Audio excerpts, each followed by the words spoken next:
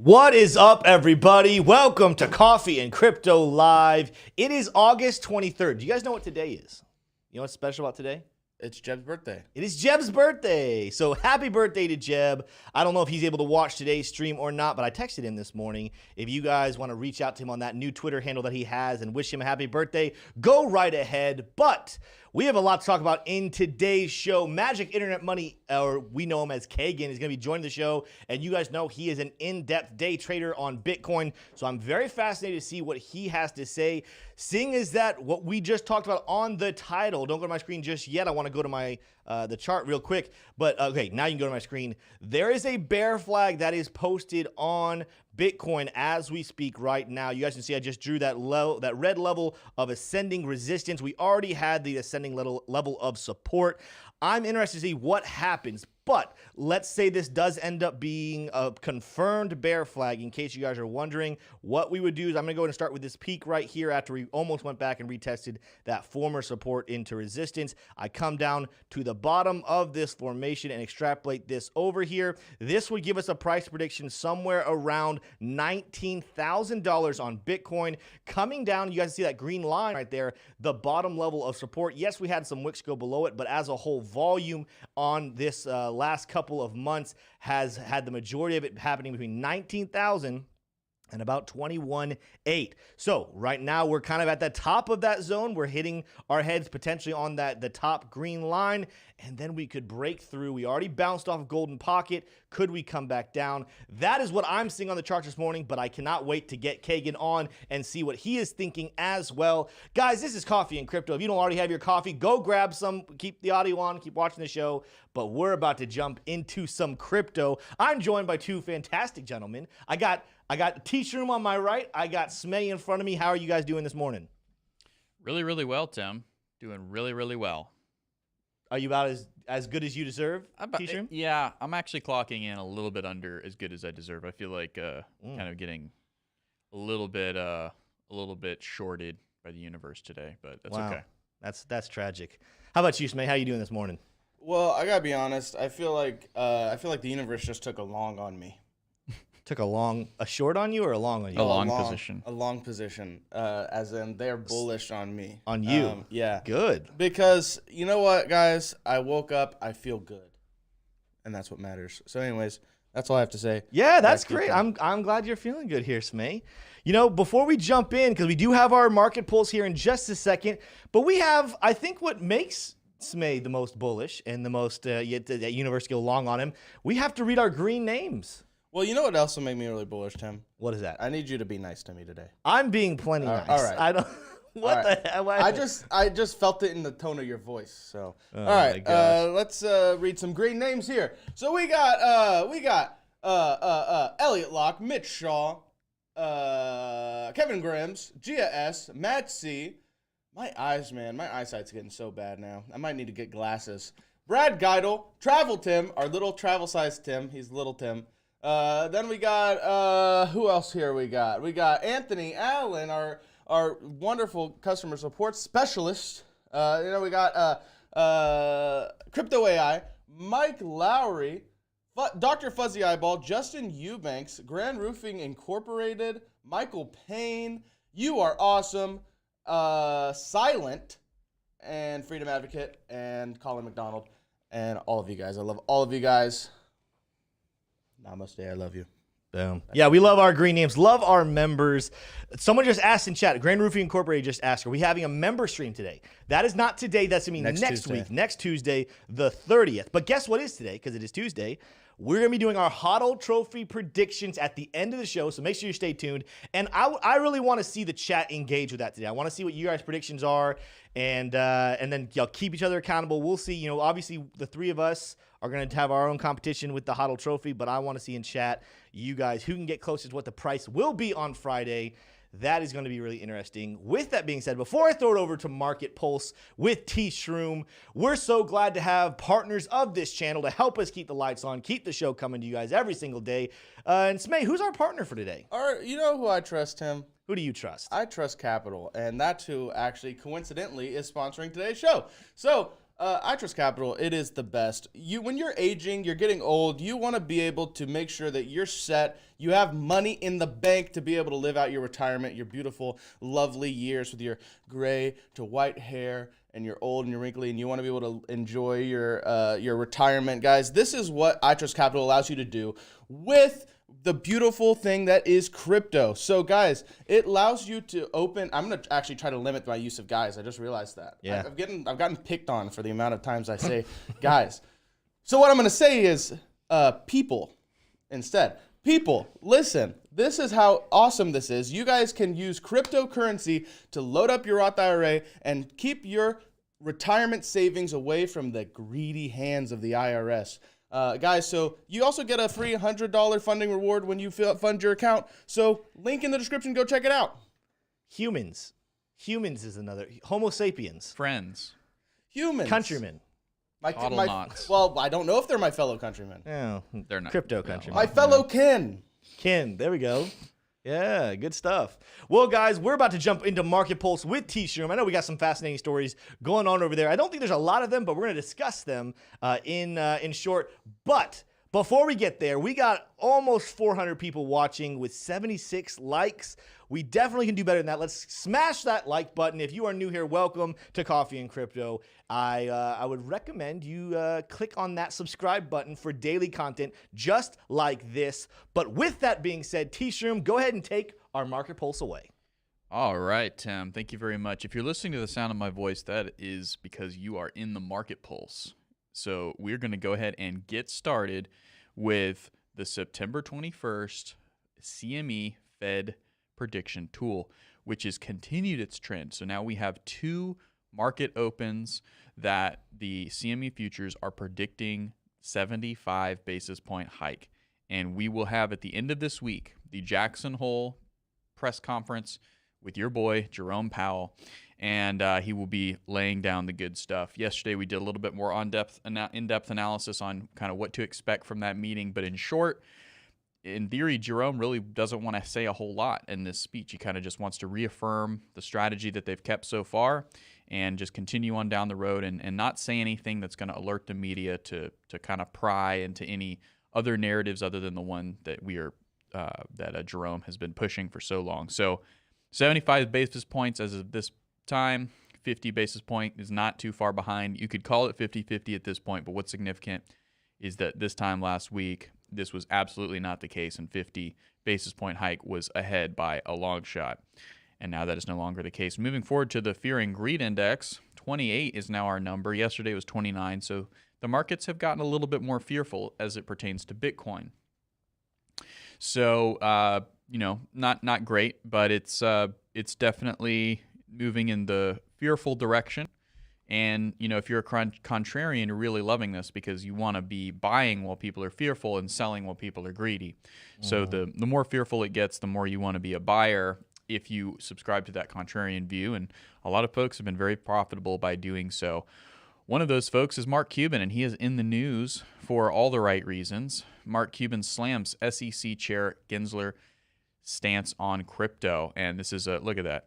How can you, what a lovable face right there, Mark Cuban. If you don't know who he is, folks, he's a good-looking guy. Shark Tank. He's a big crypto guy, but he's also the Dallas Mavericks. Owner of the Dallas Mavericks, and just an all-around great guy. Can I say something to Mark Cuban real quick? Hey, fix your stadium, guys. You shouldn't be having water leaking into the court in the middle of a game. It's funded by Dogecoin, so what can you do? Yeah.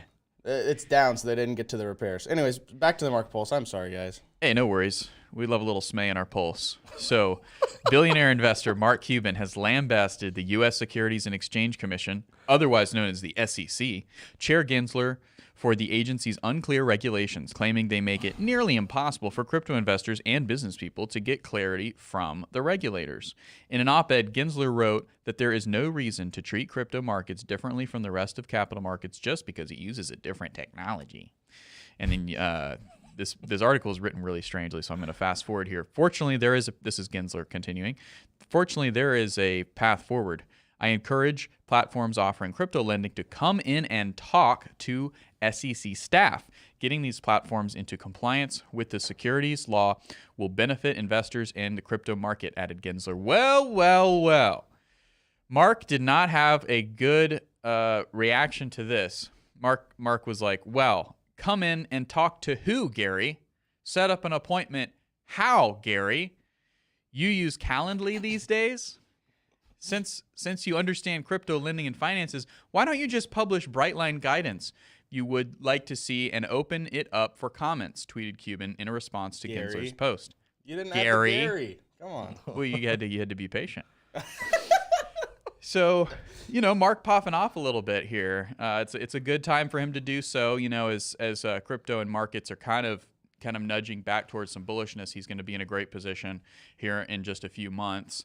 But he's coming out against Gary, and very interestingly so. I think he also feels like he maybe has some more wind in his sails with BlackRock's partnership with Coinbase. So he's got a little bit bigger of a giant on his side to be able to come out and put some pressure on the SEC.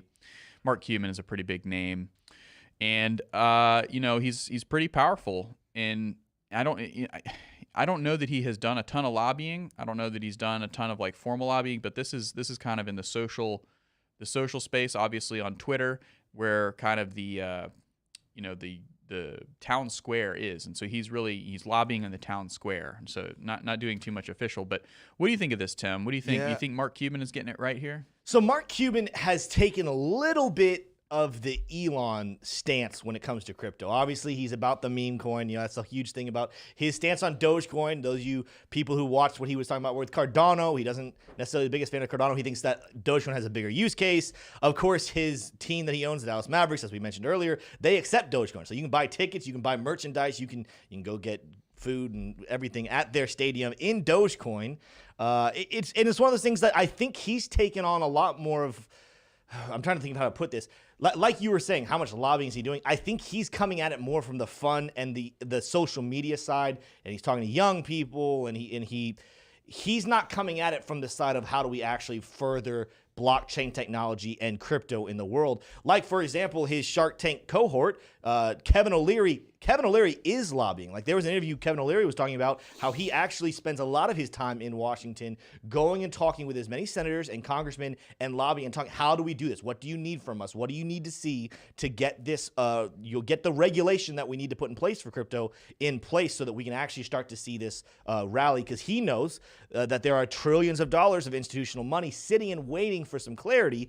And so it's almost like I think that, Cuban is more coming at this from the meme side, from the joke side, even that tweet. Yes, is he angry with Gary? Absolutely. But it's like he wants attention. So that tweet was an attention grabber. Whereas I think Kevin O'Leary is actually getting into the dirt and actually trying to get things going. No hate on Mark Cuban whatsoever. The man has made billions. He's very intelligent, very wealthy. So is Elon. But they seem to be more having fun with the crypto world, whereas there's others actually trying to get stuff accomplished.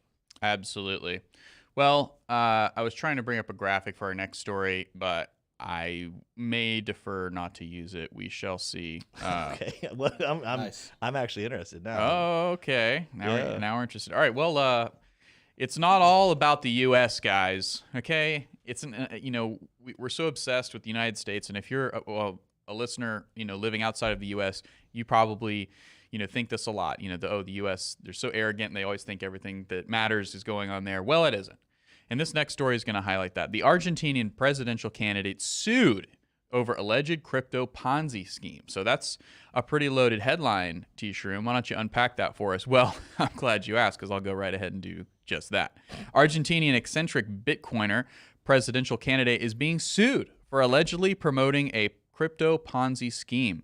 Javier Milei, a top contender to be the next president of Argentina, last year uploaded a Instagram post of his 1.3 million followers promoting CoinEx, a crypto investment platform that promised huge returns to users. Well, the eccentric congressman, who he's a congressman now, who avidly posts on social media, says he wants to save Argentina, which suffers from one of the world's highest levels of inflation, and he's doing well. Some polls put him in the top 3 candidates expected to win next year. So the question we have, and we obviously don't have, unfortunately, an informant down in Argentina or anybody on the ground to give us the good data. But, the question is this just good old political mudslinging? It's just kind of just what happens during political races, or is he a genuine con artist who's running Ponzi schemes? More than likely, my hunch is that he promoted CoinX because he was excited about the project, not because he knowingly was involved in some bigger Ponzi scheme, kind of using Occam's razor to deduce that myself, going off of very little data. But essentially, this is pretty big news. Why? Because this could be the next Nayib Bukele. And the graphic that I was trying to pull up, let's see how relevant it is. This was so Argentina's GDP. Yeah, this isn't a good. Well, you can see their inflation is 20%. This is from 2019. Well, that's what you want to see. Pre-pandemic. Well, I pulled it up because it's pre-pandemic. Everything since the pandemic's a bit skewed. But El Salvador, their inflation is, So I was looking more for GDP, like a, annual, like a number, not a percentage. But ultimately, you just look at the size. I think it's a good graphic, Tshroom. Be confident in your graphic. It's a good graphic, but it doesn't say what I want it to say, which is ultimately that Argentina has a much larger economy than El Salvador, and it would be much more significant for Argentina to adopt Bitcoin than for El Salvador. Significant, is a relative term there, but it would be big. It would be like not quite Brazil, but it would be like maybe Poland or, maybe not quite South Korea or Japan, but maybe like a Laos or a Vietnam. A pretty significant country stepping up and going ahead and making that claim. Now, I don't think that he on his platform he's said that he's going to try to make Bitcoin legal tender, but as a Bitcoin enthusiast, that may be in the cards for him. So this is pretty big news, just because this could be the next Nayib Bukele story. We haven't had much in terms of international legal tender headlines since the Central African Republic did that. I think that was this year. So I just love the photo. I can't. This looks like Mr. Darcy from Pride and Prejudice trying to be a cop. Great reference. On the streets of Brooklyn. I'm sure everybody in our audience knows exactly what you're talking about. I think you should be nicer to him. But also, I want to say, I think he kind of looks like a hobbit. Anyways. I'll give you that. He does look like a hobbit. I think he kind of looks like a maverick, like maybe he should be on Top Gun. Is he trying to go after the Harry Styles? Like, all right, come on, guys. Come on, be nice to him. I don't feel like I'm being mean. I'm just making an observation about his I wish I looked like Harry Styles. Listen, he's got better hair than me, so I wish I had the option to pick for a hairstyle. Also, quick, go back to the photo go back to the photo real quick. I never left the photo. Why is it so why is it colored like that? Why is it such a red tint? I think it's because it's an older picture. I don't know. It's because it's stylistic. Yeah, the filter is. And can I say, I really like Argentina's flag. So do I. The flag is great. I think it's cool. I think more countries should have suns on their flags. Wow. Okay. Yeah, take that to the UN, Smay. Take that up to New York. You're being really patronizing right now, and I just want to say you're on like a hair trigger over there, man. I feel like you want people to attack because you're always saying that we're attacking you. You just make attacks out of like thin air. I think your beard looks really good today, Smay. I was thinking that it's an honest compliment. Oh, thank you. And now we're gonna move on. I like your hat, Smay. Thank you. Oh my gosh, I feel so loved by you guys. My fellow Coffin Crypto cohorts. I love you guys. Goodness gracious. So maybe Argentina will get their Nayib Bukele, and we'll see a good pump in Bitcoin from that, as well as Argentina get apparently. And I heard this years ago. Apparently, Argentina has been using Bitcoin for a long time. I don't know how true that is because obviously I don't know. I've never been to Argentina. I don't know any really. I do know someone from there, but anyway. All right. So Solana, things are not looking good. There is a Twitter account who's been kind of sitting on this story. For technical analysts out there, this may be something that you observe, but Profit Blue decided that he was going to go ahead and leave this here because now it's looking really, really good in terms of a giant head and shoulders. So if you look at the time scale down here, 2021, this is a very, very large head and shoulders. And I'm going to let Tim take it away after I kind of read a quick synopsis. Yeah. On the weekly chart, the token has been forming the right shoulder of the overall pattern, suggesting a correction towards the neckline at $20 to $27 during the second half of 2022. Meanwhile, a breakdown below $27 could result in an extended correction towards get this, $2.80, not $20.80, $2.80, which would be a 95% decline by the end of 22 or early 2023. A setup also projected by pseudonymous analyst Profit Blue. So Profit Blue, honestly, a Twitter account I had never heard of before, but kind of coming out with some shocking head and shoulders indicator here. Tim, what do you think about this? Well, he is right in saying that there is a head and shoulders pattern forming. Now, where I'll go at with this is, and I don't want to spread any FUD, if what he is saying is true, plays out, I don't see Solana recovering from it. In case you guys are wondering, we're talking about head and shoulders pattern. We got our left shoulder. Oop, didn't grab my marker the way I thought. We got our left shoulder right here. We got our head, even though it's kind of an ugly head with a second little twin head coming out of it right there. And then we got our right shoulder is what we're talking about forming right now. This is head and shoulders pattern. We do have a pretty clean neckline we could draw on this. Yeah, slightly ascending, but that's pretty good. Effectively, what he's saying, and you guys, if you guys head and shoulder breakouts, we're going to go from the top of the head down to that neckline and then extrapolate this over to, oh my gosh, there we go. Extrapolate over to where we might end up, breaking through there. And now we got that prediction of about 2. So I don't know where he's getting 280. I see 248. I mean, obviously every single one is different. I don't see this happening. I think the Solana community is a little too strong. And yes, has Solana had some shutdowns and some bugs and some things recently? Yes, but I think Solana is stronger than that. I think Solana will fix what it's got going. If we see a $2 Solana again, I think what you're looking at is this is the scenario that you're going to see. Like if Solana's going to survive a $2.50 price, this is Bitcoin's also like 3,000, 5,000. Ethereum's down at like 200. Cardano's back down to like 15 cents. Like that's the type of doomsday we're talking about. That Solana hits this price and still survives. That's like it's a crypto doomsday is what we're talking about here. What I think is a little more significant, though, I do think that Solana is going to have some bearish stuff going on. And this is all the altcoins. So I'm not just hating on Solana here. I think all the altcoins and Bitcoin are in for some bearish stuff. It's not just the bear flag that we saw on Bitcoin, but I'll show you guys. You can kind of take this information and do with it what you want on almost any coin out there. Taking this rising wedge that breaks bearish, we did break bearish, and going over to the breakout point.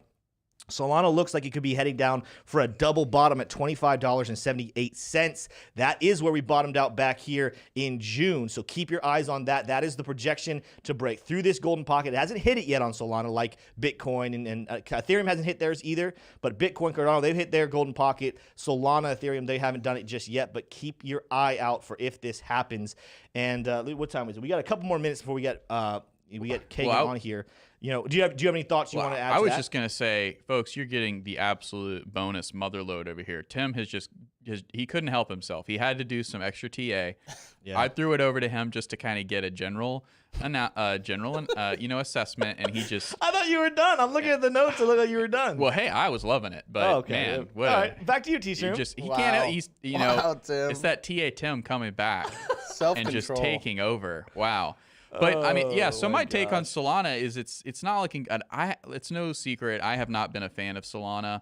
I actually have an uncle who I attempted to orange pill, and for some reason, what he decided to buy was Solana, and that's where we are. So I personally think that this thing is going to go in tank ski mode. But that's just my own personal thought. I think if Bitcoin does start to break through some support here and start to go lower towards 15, which is very much, in it's in the cards. A lot of analysts are thinking that that's possible. Then I think Solana might go down through that 27 support and really, really start to find some potentially single digits that it hasn't seen in a long time. Do I wish this for Solana? Here's why I kind of do, because I don't think that Solana is built in the same way that Ethereum and Cardano and certainly not Bitcoin are built. It's kind of difficult to compare it to Bitcoin. I probably shouldn't do that, but it's not built in the same way that Ethereum and Cardano is. Now, far be it from me. I couldn't build Solana, right? It would be very difficult for me to do something like that. So I'm not just saying that what they've done is worthless. Obviously, they've put a lot of hard work into making what they've made, but it doesn't seem, from all the communications that I've had in the crypto community, it seems like they built it in a way that is not great, and the way that they've held on to a lot of the coins is not good compared to Cardano and Ethereum. So they have a phone. they're launching a phone that's kind of strange. But the reason why I low-key kind of wish this on Solana is because all that liquidity. Let's look on Coinbase, on CoinMarketCap really quick.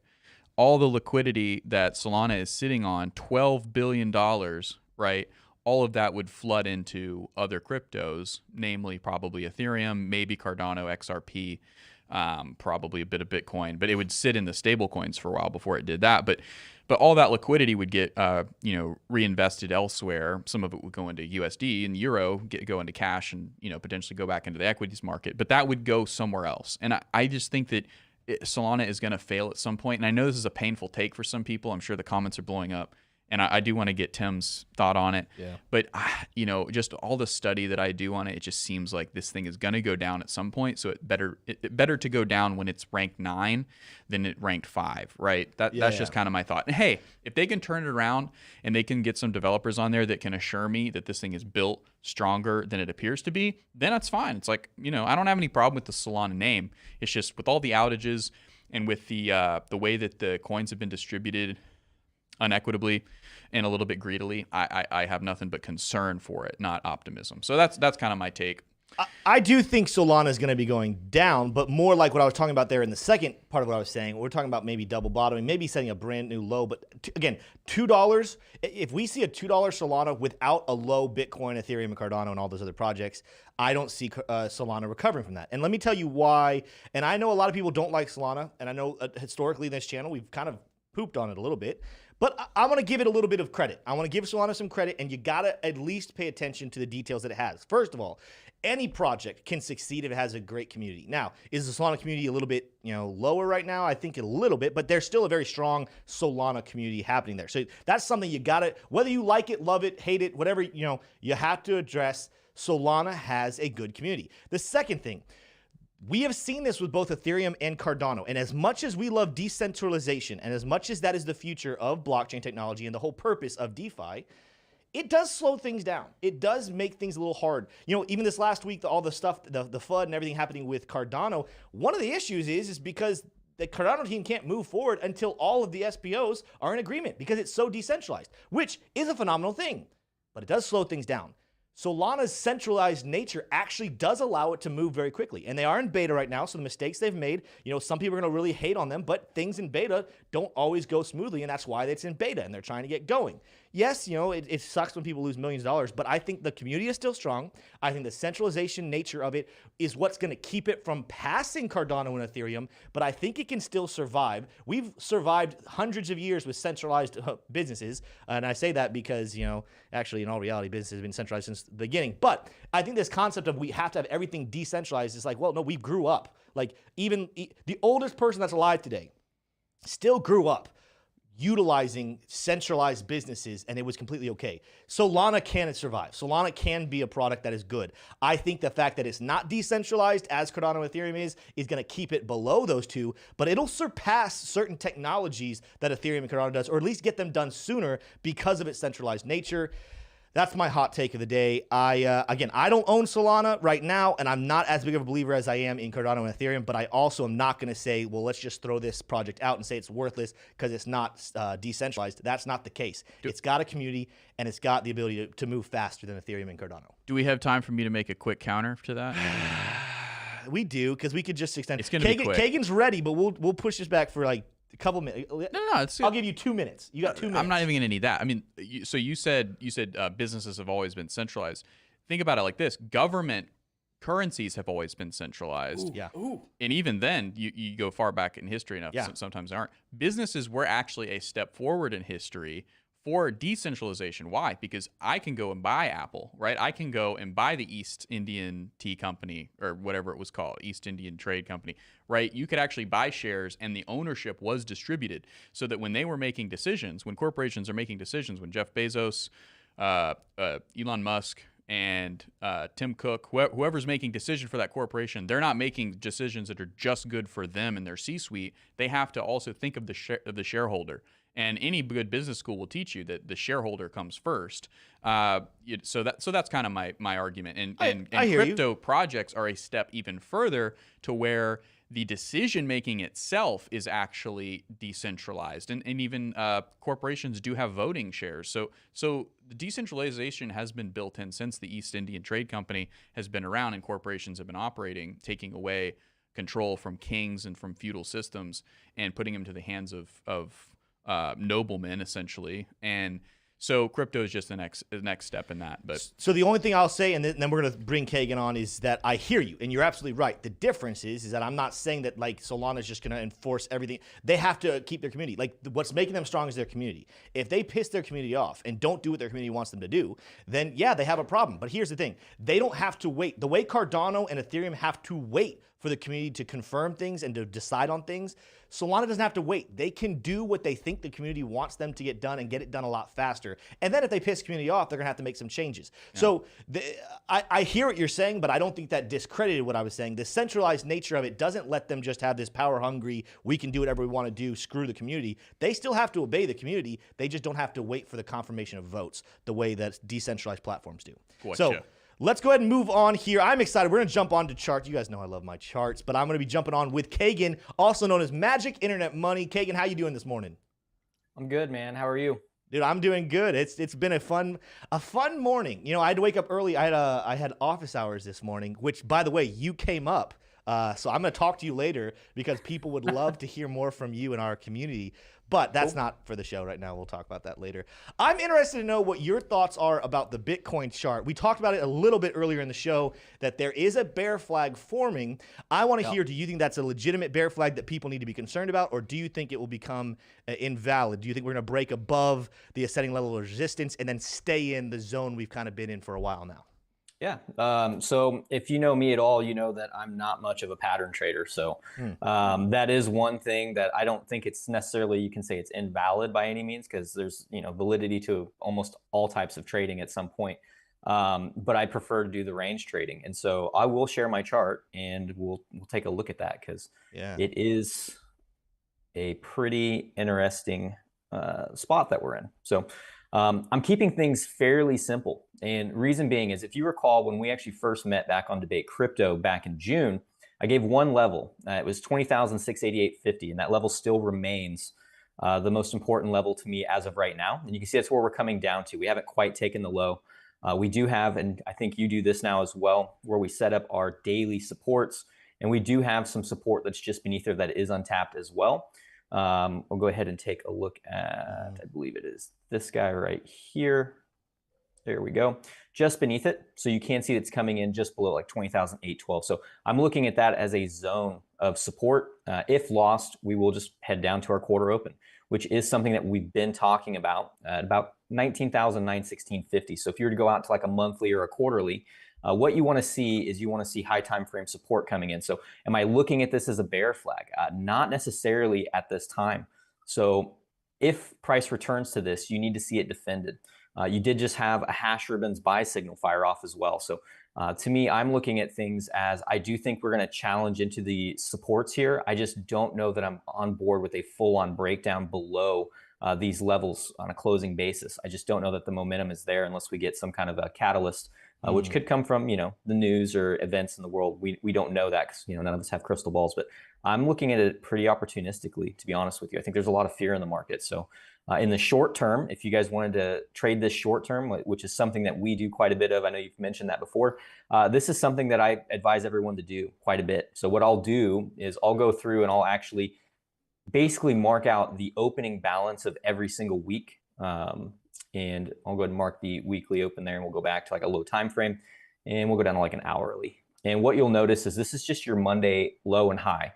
And so you've come into support, and it's gotten the highs and lows very well. And so what you're looking to do is see this resolve, really hold the weekly open, but also the Monday high as support. And if so, we then actually have some things to talk about locally in the range, which is kind of where I live.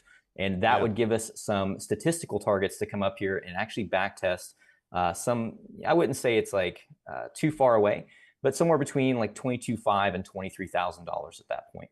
And then we can go from there. And at that point, you really haven't done anything other than just kind of come back and back test old resistance. You can see it was such a quick move down. And one thing that we did do was leave a single print here. So this single print does start at 22,166 and fills at 22,649. And that would be the area I would look for prices to move through very quickly if it is not defended. So, yeah, I mean, for me, the price action is, I'm just trading this locally as a range. I favor a bounce. I'm in longs from these regions.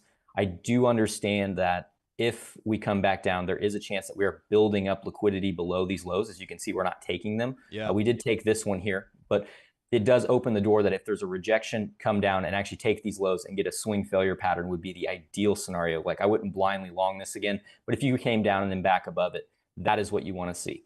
However, if we run it up to here and then back down, I would just favor coming all the way back down to the monthly, retesting the local low of the range, and then seeing if it's a favorable reaction versus a full-on meltdown to, like, you know, some of the doomsday targets that people are talking about in like the 10K, 14K region. Right. Yeah. No, I've definitely been on record saying I think that there's a lot that has to happen before those things occur. But I know, you know, Kagan, you're not necessarily a fundamentals guy. Like, you don't pay attention necessarily to the news to make your trades. However, you know, you're not deaf. You know, you hear about them all the time. Do you think that if the momentum continues to go in the direction of the 75 basis points, and like I said, I know this isn't the answer you like to answer, but I just want to get your honest opinion. Do you think that that price is kind of already baked in, or do you think that could be the precedence for ending up breaking that support you just drew right there and heading down potentially as far as 19,000 again? I actually do agree with you. I assume you're on board with, if there are more rate hikes that are larger than what we're kind of accustomed to, because they did kind of, they prepped us that they were going to do a couple 75-point basis hikes potentially, and that they would be uncommon, I think was the verbiage he used. And then the you know, the points that they had put out was that they were going to tailor or start pulling back on the rate hikes towards the end of the year, and then next year maybe flat, maybe one more.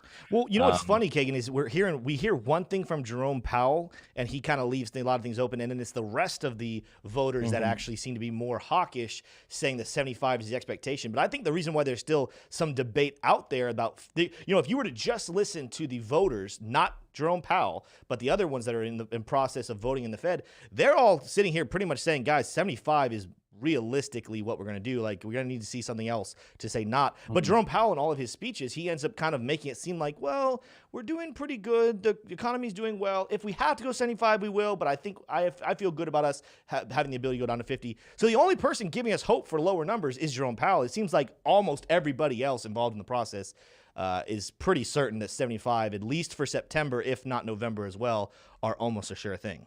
I guess it comes down to how much do you trust Jerome Powell?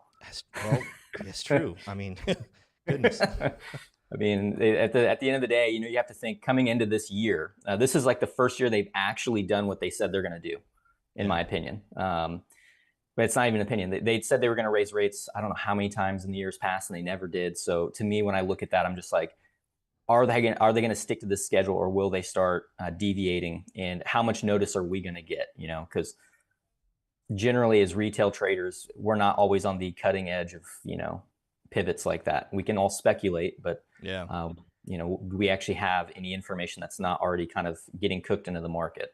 Gotcha. So, you know, when we started this whole thing off, you were talking about how you're not necessarily a formation pattern, because there's actually two different formations. Really quickly, Smay, you can go to my screen. So I told you guys earlier, if this bear flag were to play out, it's going to get us down there towards 19,000. So we're just going to play with formations here right now, okay? And I want to get your take on it. So this bear flag right here, if we extrapolate this over, I grabbed the wrong one. If we extrapolate this over, and you know, we're pretending this is where it's going to break out, it puts us right there, a little bit above 19,000, puts it at 19.1. Right. The other formation that is interesting is this ascending wedge, or this rising wedge. This one, if we're taking the openings and we're going to go extrapolate up to where we first came, and we come down to the breakout on that one's going to give us a similar price line just on the bottom side of that green line, around 18,800. So either way, you know, we got about $400 zone, but there's two different formations that have played out here. And the flag hasn't played out, but there's two different formations that, if they have played out the way they should, are calling for give or take $19,000. Yep. Is there anything else that you see that would negate that formation call, or is there anything that you see that you would say, actually, you know, that's a legitimate line right there, this is why? 100% it's legitimate. So I'm trading it as a range, and I have the overall range actually pulled up as well. And if you pull it up, you can see we're right in the middle. So this is a place that I call it don't diddle in the middle, even though we all know that we do it because we trade. But, you know, these are intraday trades for me. But kind of what you're alluding to, the best place to, buy, and this is at the range low. And Yes. if that's pointing to the range low, which the range low for me is coming in somewhere around anywhere from 19,916 down to 19,301. The best trades are actually had outside of it. So if you deviate the range to the highs, you're looking for shorts once you find acceptance. And if you deviate the range to the lows, you're looking for longs, on acceptance back into the range. So that would be the best opportunity. One point to make about the idea of challenging the lows is not too many people are talking about it, but since the CME has opened, and started traditional market trading on Bitcoin, you haven't put in a significant low, a major low on the weekend. And we made our low coming into this range on a Saturday. So you have to look at that and think traditional markets weren't open. It's what's called it's classified as a poor low, meaning it's not necessarily a strong move away from the area. So you would classify that as the likelihood is we'll come back to that low and challenge it again at some point. The question is when we get there, what kind of reaction do we get? I'm favoring a reaction where I think we'll have a lot of fear in the market. I think we're going to hear the people calling for 10K even louder than we did last time. Maybe they're right this time, but I'm going to look at that as an opportunity in the sense that if given, and we can trap some shorts down there and I can get another really good entry, because my entry before was 18,246 and 18,880.50. I would love another opportunity at those lows, and I would look at it as is exactly that, to add to more positions. And if it goes lower, my long-term positions will begin to fill out a little bit more. But to me, I'm looking at it as I just want to trade this area. I would love to come back down there, get that volatility, and see what the market's going to bring us. That would, as a trader, that's what you hope for, because the stuff in the middle it's just filler action, Now, I'm going to out one of the conversations you and I have had. And by the way, before I say all this, you just know Kagan, he's a great guy. Like, he loves people. He wants people to learn and grow. But when you are trading, especially when you're looking for these spots the way Kagan looks for them, the whole name of the game is what you're doing is you're taking money from somebody else. That's how traders make their money. When they're doing longs and they're doing shorts, they're looking for vulnerable spots in the market where people got a little bit overexposed, and then they're taking their money away from them. My question for you, and the word manipulation gets thrown out a lot from people, and it's something that the market, it happens, but people sometimes overuse it, sometimes underuse it. These $11,000 calls that we're hearing a lot recently, do you believe, as someone who is trading, do you believe that that is part of a grander scheme to get the market, to get a lot of fear into the market, so that when we do approach maybe back down towards 19,000, maybe 18,000, maybe start touching that 17.6 or even going to 17,000, that we've pumped those articles out there to make all the retail investors think, here we're about to fall out from me this. Let me go ahead and sell my positions right now and buy back into those low levels. And that's where the traders who know the game, who understand, they see that over leveraged position, and then they go in and buy all that supply and the price goes up. Is that something you have seen happen several times? Because you've definitely been in Bitcoin a lot longer than I have. Or do you think that that's a little bit of a conspiracy theory? I think that happens more on an intraday level than people would think, less on a macro level. I think the issue with, tops and bottoms, like especially macro ones like we're talking like 10K or even the $3,900 low, I think it was for the Corona crash, is I wouldn't say it's manipulation, more as once that liquidation engine gets going, because you got to think this is a highly leveraged market. You alluded to that just now, actually. Yeah. Once those people start getting stopped out, it's just going to go. Very rarely are you going to find it where it's just being calculated, pushed down. Now, you have seen moves like that, very calculated moves down, like this one that came in on the high from July 20th all the way down to that low, back to support. That's a very calculated, I wouldn't say manipulated, but it was pretty much walked down very strategically back to support. And all they were doing was running people's stops, because we did take the lows by just a few dollars, because I traded that. I think 20,738 was the entry for me. And that one was definitely, you kind of could see what money was doing. But a lot of times when these big moves happen, like it's out of everyone's hands at that point. And you have to understand that when institutions have a lot of money, they're not just going to jump in and be like, it's low, we're just going to buy it. They're going to wait and get the better entry. So that blood is just going to go. And unfortunately, most of the people that are going to get hurt in that are the over leveraged. And sometimes it is institutions that do that too, as we learned with like 3 Arrows Capital.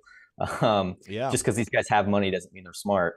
They're playing, some of them are just as degen as retail, and they're just kind of playing the game. But that's the best answer I can give. There is some of what you're talking about that goes on. I just don't think people understand it. Most of the time that occurs within a very finite space. Like you can watch the order flow. You can see someone's walking this down. You can see that open interest is changing hands at the top of, ranges, and that someone is building a position to push price lower. You can see that stuff happening. But what happens after that, rarely is it just, okay, they're just going to continue to walk this down. A lot of times it is, oh, we're really overextended. People are over leveraged. And once the liquidation engine gets going, it's like, they're not going to just jump in and be like, oh, we better save the market so these guys don't get liquidated. They do not care about that. So yeah, and I think that's good. You kind of clarified. It's like sometimes people scream manipulation, and it's not even manipulation. It's taking advantage of a good situation where people are freaking out or people are FOMOing in, and it's like, wow, like this is a great time to short because people are saying with their mouths, let's buy, but they've run out of money. They can't buy anymore. And now I can short the market and go down, or vice versa. There's so much fear in the space, and people keep freaking out, but they're not really sure what they want to do, and so they take their money out, and they're like, I'm going to buy in lower. And then the people who are watching the charts the way you watch them, you're just like, hey, I'm going to go buy here. Like there's not any pressure to go down any further. And I think that's really great. We talk about it on our channel all the time, and you guys know in chat, we say this all the time, is there's two responses. When you're talking about institutions and whales and the effects they can have on price, there's two different responses. One is you can just sit on the ground and cry and say this is not fair. Or the second is you can say, you know what, I'm aware that they do it, so I'm going to, like a suckerfish, just grab onto that whale, and I'm going to ride, and I'm going to take emotion out of it, and I'm not going to complain about it not being fair. I'm just going to ride it and think about the market the way they think about it. And I can't think of anyone that does that better than Kagan. The amount of times that I've gotten to talk with him and just listen to him break down the charts, you can hear it in his voice. There is no emotional attachment to any given number. He's not emotionally attached to Bitcoin being at $2,000 or $100,000. He's just going to watch the chart. He's going to look at the numbers, and he's going to make his plays based off it because he knows the market is volatile and it does its thing. Yeah, it's how you have to be, though, if you're going to trade. Yeah. Even when you're investing, it's hard not to do that. I mean, that's the thing is, like, I think everyone's got an all or nothing mindset, and that really, even though you might tell yourself, I'm not attached to this, but the moment you take that approach where it's like, I'm going to use all my capital, I'm just going to buy in, you become that guy who checks your phone in the middle of the night, Yeah. And we were all there in the beginning. Like I used sweats. to be that guy. Yeah. Now there was a guy that actually made a post on TikTok, and he's saying like, oh, all day traders, they don't sleep. They're always nervous. And I was like, oh man, I go to bed happy. Like I don't go into bed in positions normally, things like that. I only trade certain times of the day. Mm-hmm. Very, very happy with that. And then when the bigger opportunities come, like at a range low, things like that, I just try to take advantage of it. And if I miss it, honestly, I couldn't care less. There's going to be another opportunity, infinite opportunities in this market. So, wow. You have to think that every day there's a trade opportunity almost. And if there isn't, there'll probably be one tomorrow, so Is what it is. Yeah. Well, last question I have for you, Kagan. I'm going to let you go here. Thank you so much for joining us. What do you see? Because I know you focus, because you have a little trading group and you focus on Bitcoin. Other people focus on other coins. But of course, Bitcoin is the leading chart. It's the one that kind of decides where the rest of the market's going to go. Give me a 2-week outlook. I know you do a lot more shorter stuff, but give me a 2-week outlook of what you think is going to be happening over the next 2 weeks. I would like to push up and actually back test like the 23K range. Okay. It's your previous week EQ, fill out that single print, get people bullish again. And in reality, nothing bullish has really occurred until we're back above about 24 to 24,297. And then I would like to push down. I would like to come back to those lows you were talking about, hit those final targets where it's like we see 19,300, 19,900, maybe even spend some significant time down there and take those lows a few times. And what I mean by that is wicking into the support without actually giving it up, really cultivating fear because we're spending time down there. But that's how bottoms are formed. And if we can get that to me would look like a really good opportunity to maybe take a secondary position from the lows of the range. And somebody in chat actually said, hey, if we lose 19K, we're going down. And like, they're not wrong. If you close below those levels, and you start living down there, you are running that risk. So the dream situation for me is this push up to 23, straight back down to like the 19K range, maybe spend some time down there, actually building out some more fear before getting a push up. Now, the only thing we have to worry about is we're heading into September, and I'm sure you've looked at it. September is traditionally a terrible month for Bitcoin. So because the stock market, stock market's traditionally, it's one of the worst performing months. So We'll have to really see what happens in September and see if it lives up to, I think it's like 11 or 12 out of 13. Those Septembers have been bad for Bitcoin. So we'll see what happens there. But I'm not married to any ideas, but that would be how I'd like to do it. Push up to push back down. Wow. Well, Kagan, thank you so much for joining the show. Guys, there's a link in the description. Go follow him on Twitter right now. And he's gonna be on the show regularly. So make sure you guys always tune in when we get our thoughts from Kagan, aka Magic Internet Money. Kagan, I'll see you next time. We'll talk to you later. Awesome. Hey, thanks for having me. Yeah, I thought that was really interesting. Even so, go to my screen here real quick before we jump into chat and stuff. This is what he's talking about right here. I've talked about this before. If we were just extrapolate from the peak that we had here a couple of days ago, where we peaked out a little bit over 25,000, we came back down. We touched our golden pocket from if we were going from this bottom right here back in July up to that top. But now we've kind of started over with this thing. Now we're going from top to bottom. The range he's talking about, the 23,000, give or take, is right there at the 0.5. And I talked about this on a show the other day, is that what we're looking for is, can we mount some bullish momentum? So there's two things happening right now. We had a flag going on. If we can break through that flag and discredit this flag, that's great. But we're going to need some bullish momentum. And if that bullish momentum happens, just like Kagan was talking about, I think the 23,000 range is good. The difference is, though, is remember trends. We were in a secondary bullish trend ever since this date right here in July 13th. But we canceled that out by dropping this low and setting a lower low. We are right now in a secondary bear trend.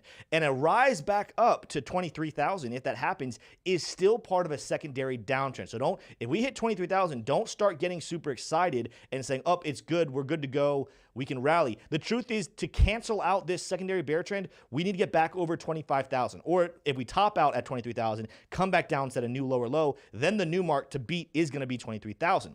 So keep your eyes on the charts what's happening with Bitcoin. That is interesting. He is right. That kind of eluded my mind here a second ago when we were talking about it. September is historically bearish. Let's see if this is a different year. Because, there's months of the year that usually are bullish that recently have been bearish. We're in a bear market. We will see how this all plays out. You can go off my screen now, Smay. Very fascinating. Very fascinating. Tshroom, do you have any thoughts about anything that he had to say that you thought was really interesting? You could just tell that he's a trader. He's got a trader's So mindset. I really like how he said, building up fear, accumulating fear. You go through phases as a trader. You start off, and you do kind of, check your phone at night. You're just getting your toes wet, and but then you get into this point where you start to become less emotionally attached, but you still do have emotion. It lingers. You can tell that you have left even that phase when you're starting to talk about emotion as an indicator. You're starting to think about it as an indicator and just how you trade on, and then the way that you look at TA. And so I really like the way that he kind of broke that down, is talking about accumulation of fear.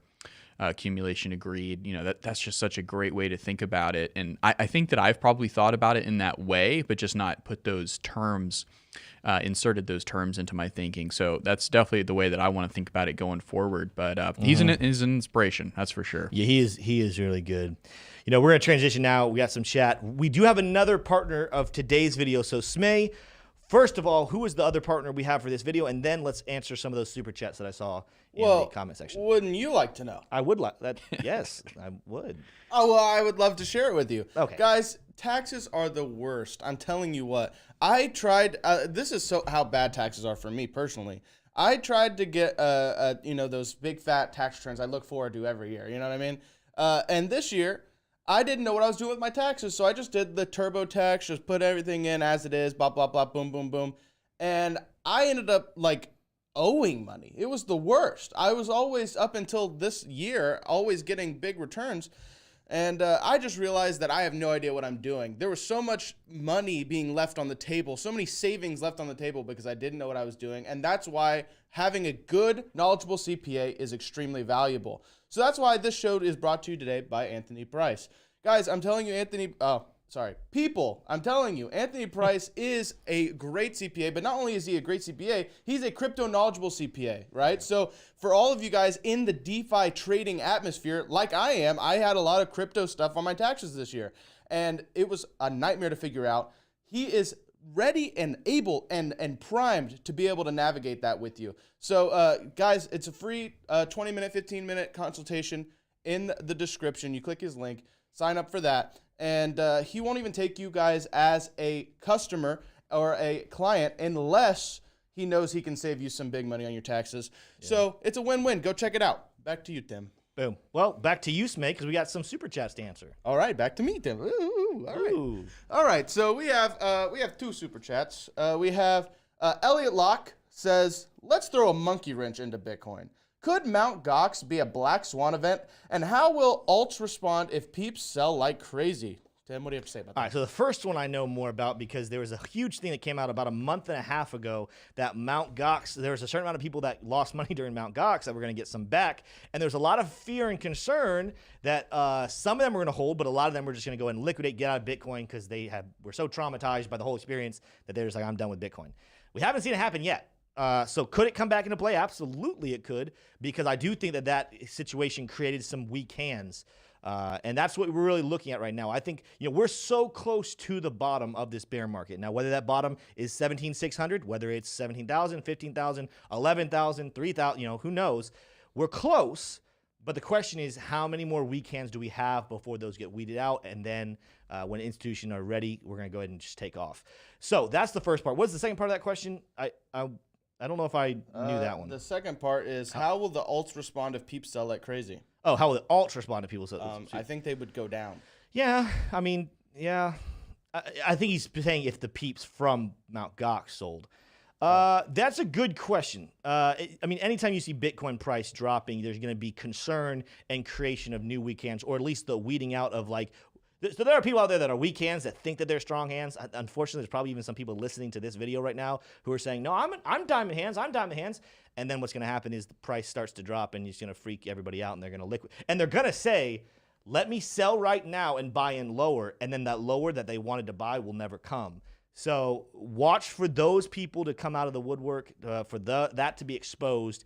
That's what we're talking about. But yeah, no, if Bitcoin goes down, I do see it. I at least think altcoins will drop a little bit, even if they don't match Bitcoin exactly, they'll be dropping as well, just because Bitcoin is the leading indicator on the charts. So good question, Elliot.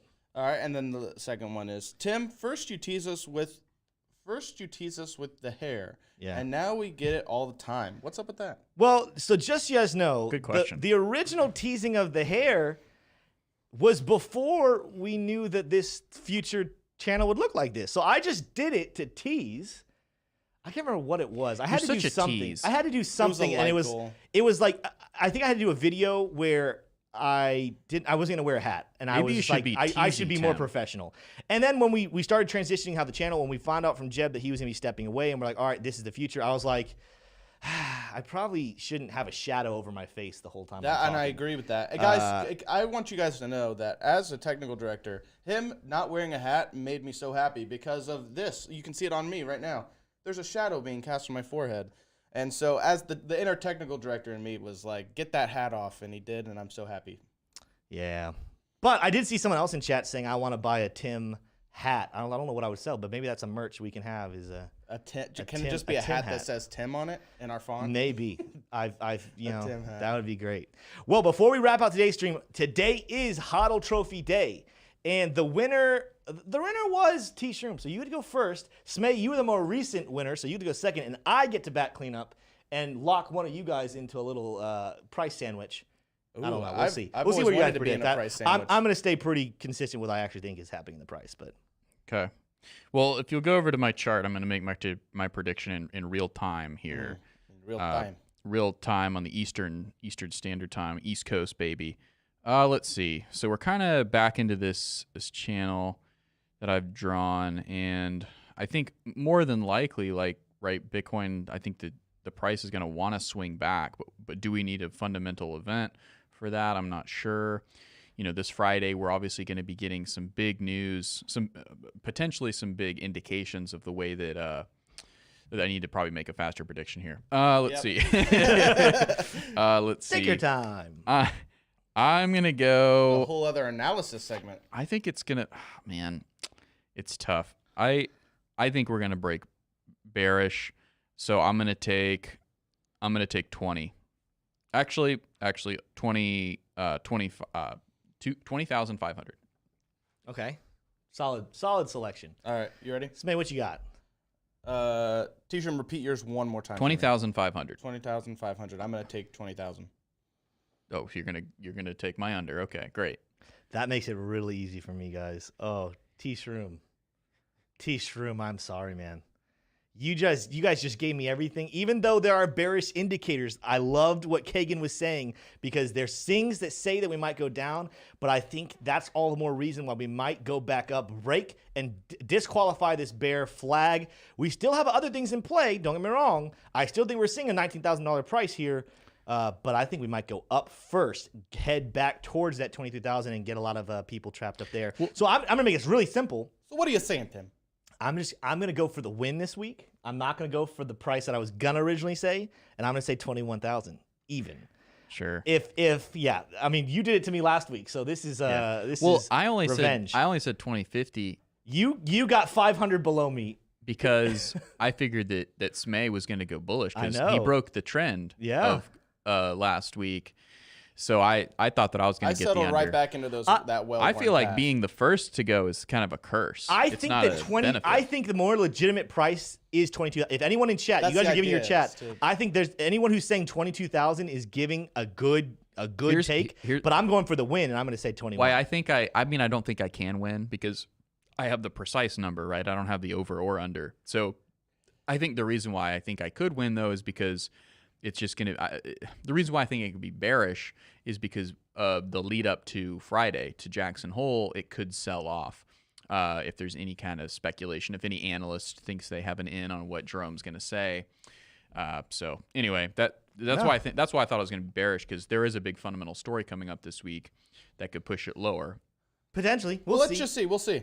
I saw people in chat 22,000. Yeah, if they hadn't given me such a great scenario to trap in and secure a lot of space, I probably would have said 22,000. So anyone who said 22,000 in chat, you guys have my vote of approval. But I'm gonna play the game. I'm gonna play to win and say 21,000, and then anything above me, I get it. So.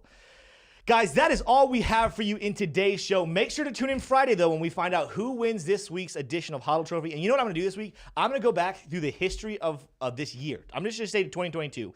And I'm going to create a scorecard of who has won the most. Because I think there's some debate on who's... I think it's me. I think I've won the most. But just to make sure there's no question, I'm going to do my history. I'm going to do my research on history. And we'll let you guys know what that is on Friday. With that being said, though, guys, that is all we have for you today. Look forward to this afternoon at 3:30. An interview is going out with Hashoshi. I got to interview him last night, and that interview is going live. We talked all about Cardano and Ethereum and which coin will have the better next 2 months. You don't want to miss it. Make sure to tune in for that. With that being said, though, guys, I love each and every single last one of you. Thank you for joining us today, and I will see you in the next video. Peace.